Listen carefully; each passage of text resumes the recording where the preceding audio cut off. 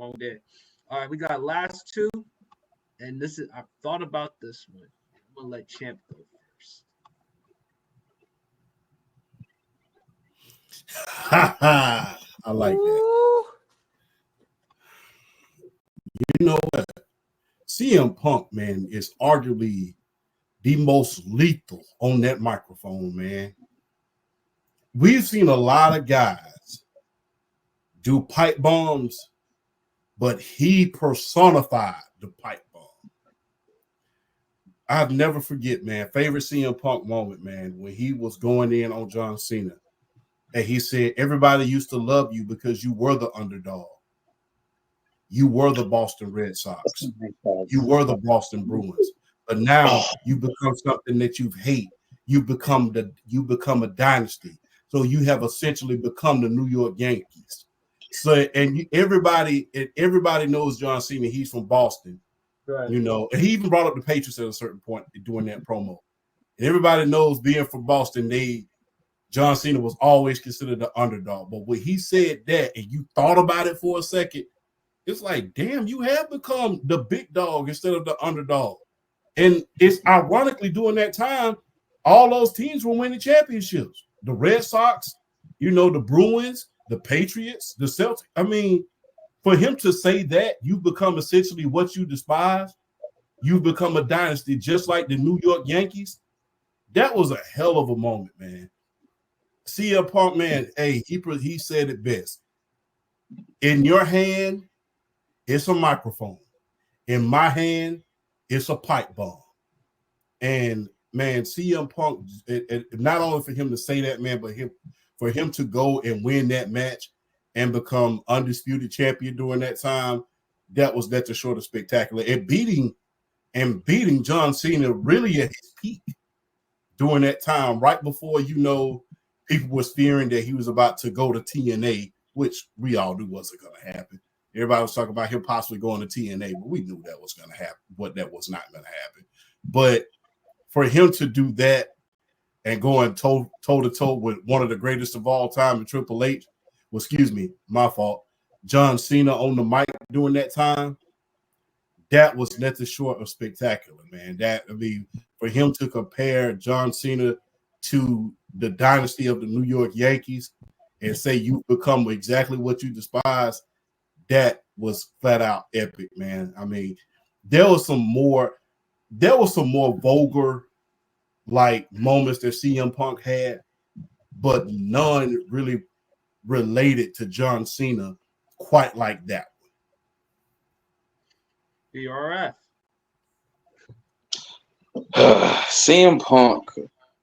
CM Punk has been one of my favorite wrestlers to watch really his entire career. My thing was I didn't watch him much in Ring of Honor. I didn't watch a lot of Ring of Honor. So I really didn't get the jump on the real scoop on him until he got to WWE. And like when he was like that early babyface run, like he would talk on the mic a little bit. You kind of got the sense of how good he was on the mic when he won that World Heavyweight Championship, cashing in that Money in the Bank on Edge. And that one promo and I'll bring up honorable mention, the one promo he cut against Randy Orton, where, you know, Randy Orton was kind of like one of the untouchables, and a lot of people didn't really want to go at him in the promo. And CM Punk talked about, well, I'm not the one out at 3-4 o'clock in the morning popping willies on my motorcycle, messing my arm up. So that one, I like that one from a standpoint of he went at the untouchable. He went at Randy Orton. I like that. My favorite, we were talking about this before the pod, PSP. I got to bring it up. My favorite promo was before the Royal Rumble 2013 match against The Rock.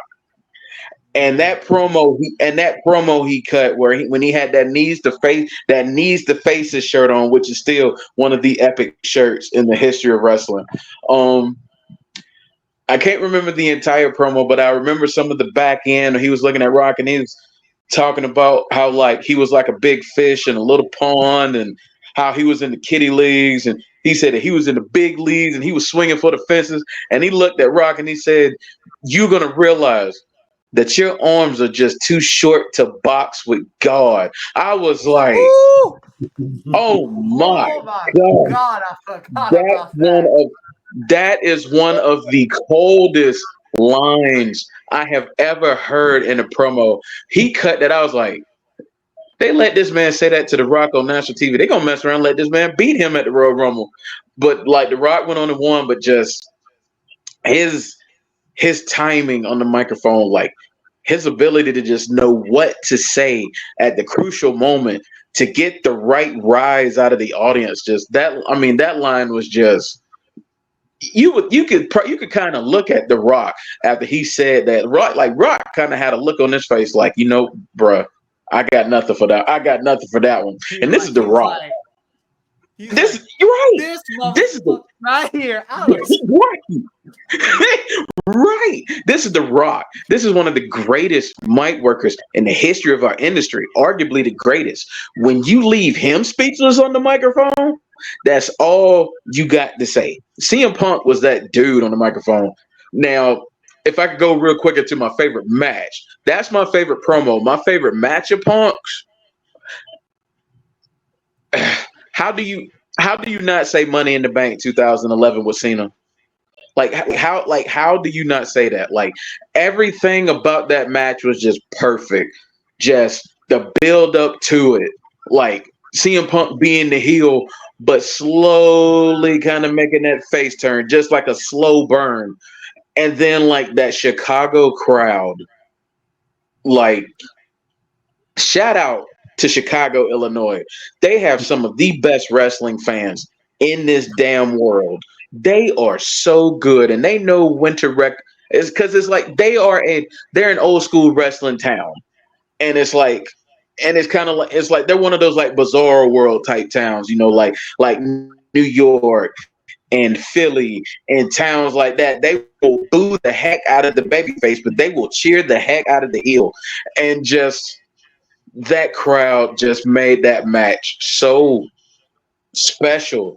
But the fact that John Cena, he brought out the best out of John Cena. That's easily one of his best matches. And this was still PG 5 moves of doom John Cena. And the fact that he got a 5-star match out of that got a 5-star match. That got a 5-star rating. That tells you the type of performer CM Punk was. Just yeah, just oh man, it's insane. It's insane when you think about how good he was. That 2011 to 2013 pit. It's just insane to think about how good of work he was putting in. But yeah, if I had to single out just the moment, even though that was my favorite match, for me, my moment was that promo he cut against The Rock, where he basically just cut that man to shreds before the Royal Rumble. Man, that's if somebody asked me, how lethal do you think CM Punk was on the microphone? I just show that promo and just shut up and let the man speak. Grant. I've had my fair share of debates about CM Punk over the years. Everyone has their opinion of him. You either love the man or you hate him half to death.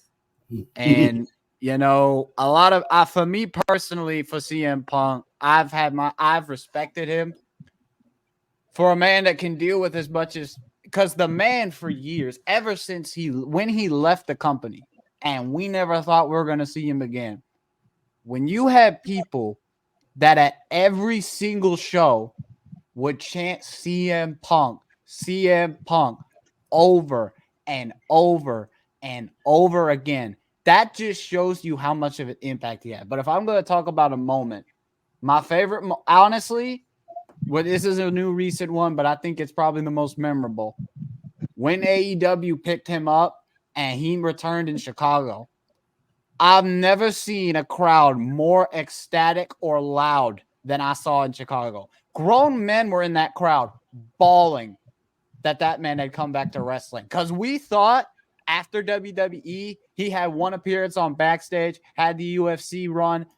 We never thought we'd see him again. And the fact that Punk had managed to come back to the rival company at that time was just so unbelievable. It was just like, I remember where I was watching that moment. Like, I remember in my dorm, I was watching all my friends, and we're all sitting here acting like, is this real? Like, is this actually happening? And when you hear that music hit, Cult of Personality hit, we just felt like 5-year-old kids again. Like, we couldn't imagine it. But when he came back to WWE, I will kid you not, I did not think it was real. Because there's an interview he has with Ariel Helwani. If you haven't watched it, go watch it. It's a great interview, and it talks a lot about what happened with AEW and stuff. It's a great interview. He says that whole thing was locked tight. Nobody knew about it except for him, Triple H, and Nick Khan. That was it. That was the only 3 people who knew about that move happening. So everyone who knew about it, it was the biggest shock of the year. Because, like I said, again, everyone thought there was no chance in hell Punk was ever going to come back to WWE. And they tried to fake us because they tried to make it act like the show was ending. And as they were panning out for the crowd, you hear that music hit, and that crowd went insane. Like, if there's a man who can epitomize what wrestling is for some people, it's CM Punk. And if you're looking at what he's doing now, like, I watched the Monday Night Raw for the first time in forever. The segment that he's having with Drew McIntyre is the most entertaining stuff I've seen in a minute. Like, it's hilarious. And it's like, it gets you excited. So I don't know what Punk has in the future. I think this is it for him after this run because he's got a multi-year contract, and I think this is it after this run. But, man, CM Punk, love him, hate him. At the end of the day, you got to respect him, man, because that man cannot be told of one of the greatest mic workers in the history of the sport. But PSP, before you go, I got a question that I want to propose real quick before you go. Has there ever been an entrance theme song more fitting for a wrestler than Cult of Personality for CM Punk?